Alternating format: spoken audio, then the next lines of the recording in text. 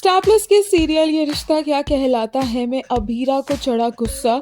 अभीरा ने तोड़ा सावन का झूला। हुआ ये है कि अभीरा कुछ ज्यादा ही खुश है। इतना खुश तो कोई तभी हो सकता है जब कोई अपनी खुशी को फेक कर रहा हो।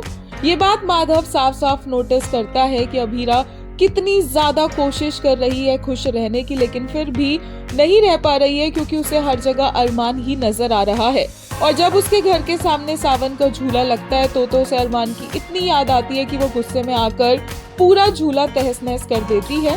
माधव के साथ अभीरा अपनी एक अलग जिंदगी सेटल करने की कोशिश कर रही है, जहां दोनों अपने काम पर फोकस करते हैं, एक दूसरे के लिए खाना बनाते हैं, एक दूसरे का ध्यान रखते हैं।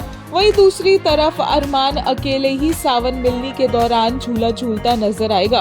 पूरा परिवार बहुत एंजॉय करेगा, लेकिन अरमान बिल्कुल भी एंजॉय करने के मूड में नहीं होगा, बल्कि उसे अपने घर के बाकी कपल्स को देखकर अभीरा की याद आ जाएगी और वो अकेला ही झूले पर बैठकर झूला झूलने लगेगा। और घर वाले भी उसे इस तरह से इस हालत में देखकर बहुत ही ज्यादा सैड हो जाएंगे।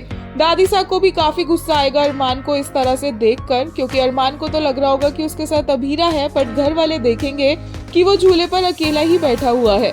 दादीसा उसे होश में लेकर आएगी और इसके बाद फिर होगी दादीसा और अरमान की सबसे बड़ी लड़ाई। और इस बार अरमान अपनी माँ के लिए दादीसा से लड़ेगा।